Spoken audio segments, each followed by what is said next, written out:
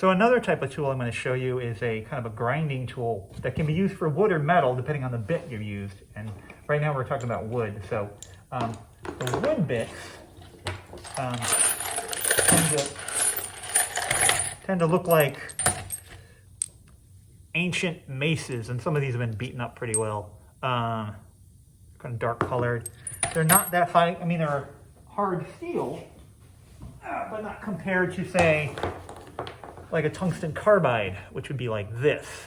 So this would be designed for metals. It'll work in wood too, but it's mainly designed for carving into metals. So that could go either way. These are aluminum oxide and other kinds of bonded abrasives.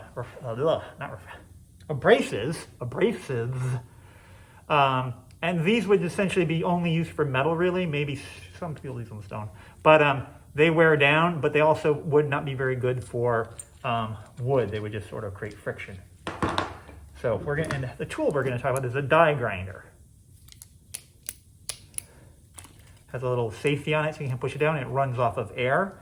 But we're going to put this in, and unlike a drill, it doesn't have the jaws, but it has a little collet in there that is essentially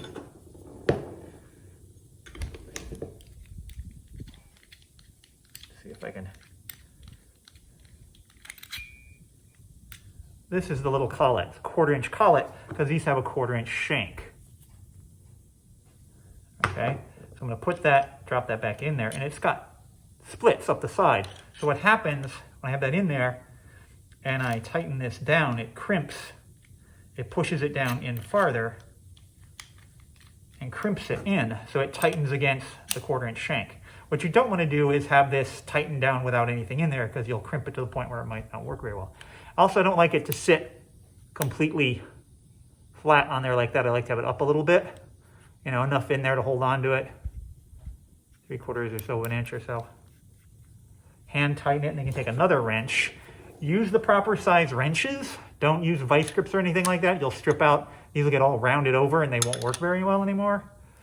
I mean, they'll slip. So tighten that up. Not crazy snug. Always make sure to put the wrenches back in, they're in cabinet 1. And then this air tool, unlike, I think the only other, the nail guns don't use don't use oil. They're oilless, but these do. So we put a drop of oil in there when we go to use them. Now release that. Oh, quick connects again.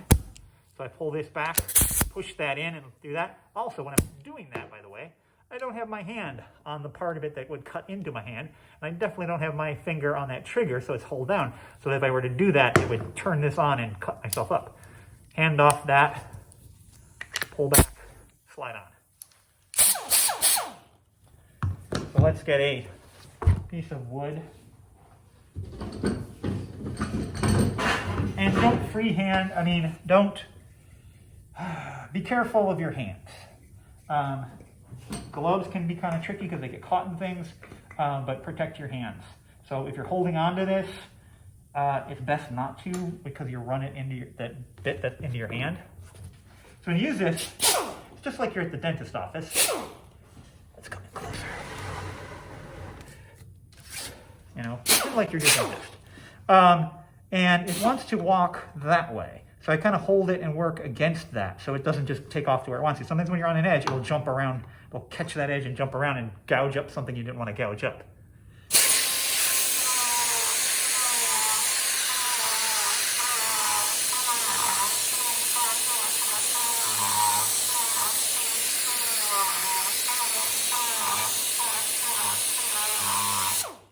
See, just like the dentist office.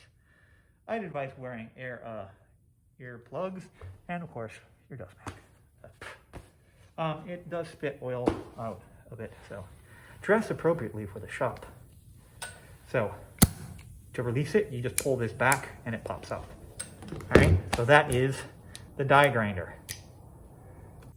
Another tool is a little disc sander, and a lot of times it's used on metal, but you can use it on wood too. We have some bigger electric ones, angle grinders, that we could put a sanding disc on, but those are mostly used for metal.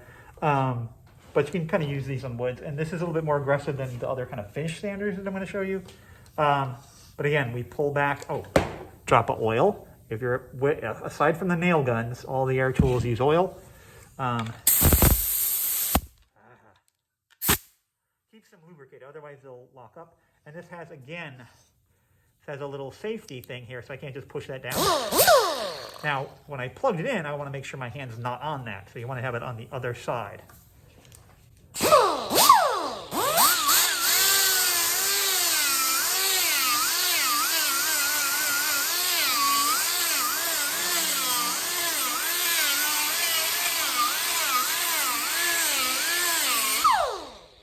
So again, it creates a lot of dust. Not a bad idea. Sometimes I get a vacuum hose hooked up and suck some of that away. Again, pull back, push in, release. To get it to release, you pull this back. It's the little ball bearings locking around here, and they got to be released. So they go in. It's not screwing it on. It's pulling this piece back. It lets the ball bearings pop out, and they release from this little groove.